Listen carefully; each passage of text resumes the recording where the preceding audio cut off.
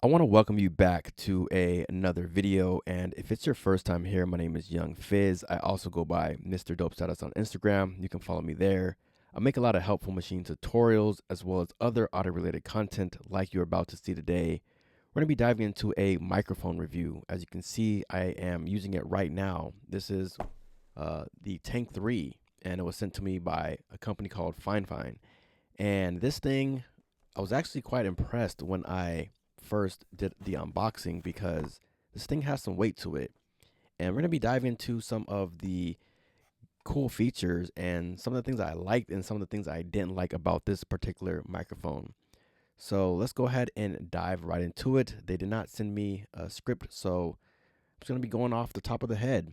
So let's go ahead and dive in. Now, the first thing I want to mention is that this thing is a dynamic microphone. And when I say dynamic, I'm not referring to how loud or how soft the sound is.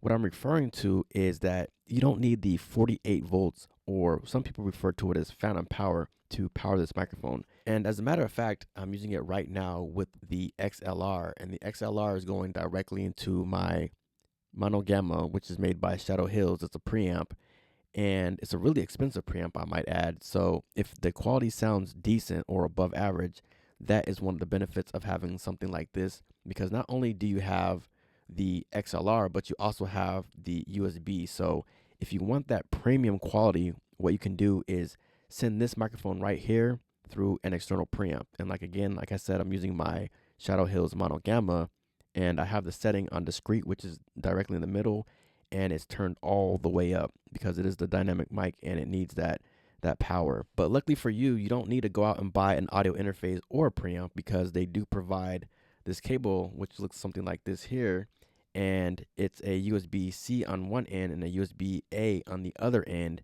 and you can plug this directly into your computer. And what it does is this microphone acts as an audio interface. So not only can you use an XLR, but you can also use it as an audio interface.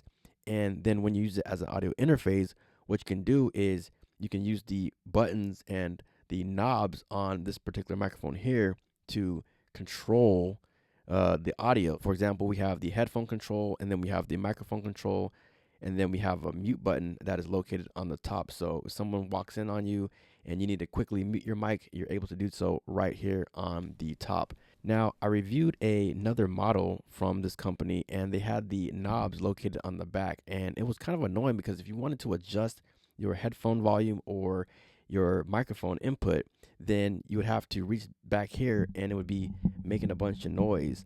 But now they have them on the side, which is a little bit better. I still don't have my rubber, but that's okay. But again, that's only if you are using this with the USB cable. So if you're not using USB cable, you have nothing to worry about. You don't have to worry about adjusting it. You can plug this into an XLR, into your preamp or your audio interface, and you can control the volume from there. But again, if you are using the USB, then you're going to want to adjust your volume accordingly.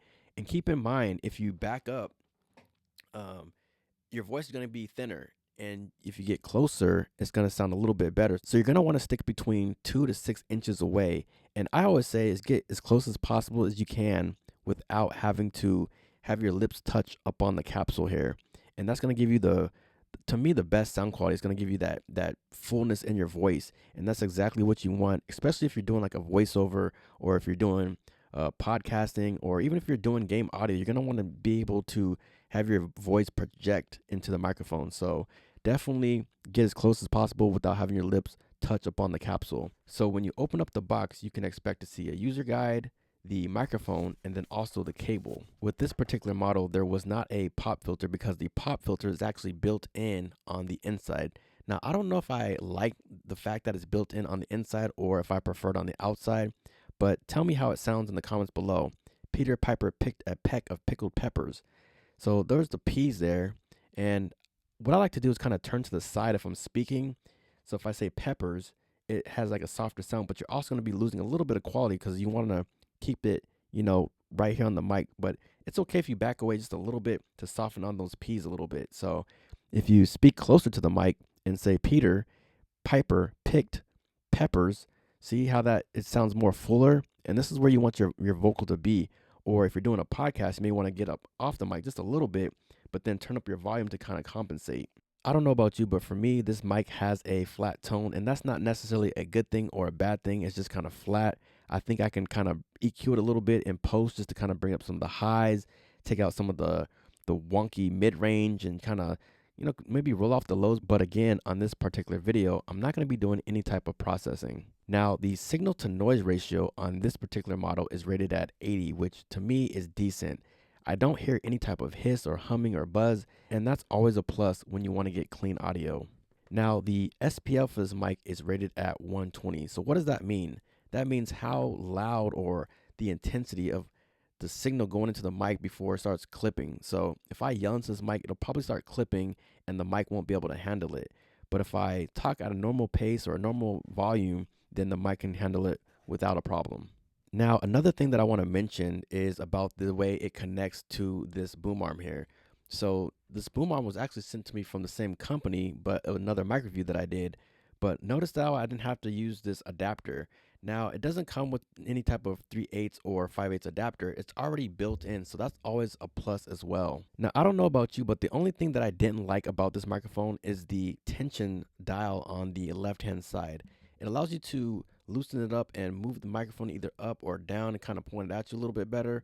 But I'm afraid over time it just may wear out. But overall, the build quality of the mic feels nice. But to me, this thing here just doesn't feel like it's going to last.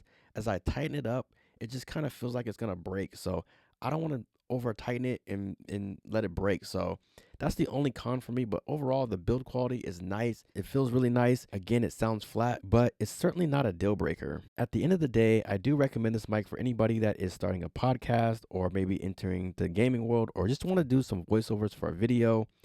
It sounds a lot better than a lot of these other microphones on the market. Again, it's your boy Young Fizz, Mr. Dope Status on Instagram.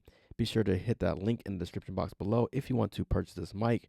Thank you for tuning in, and we will see you on the next video. We out.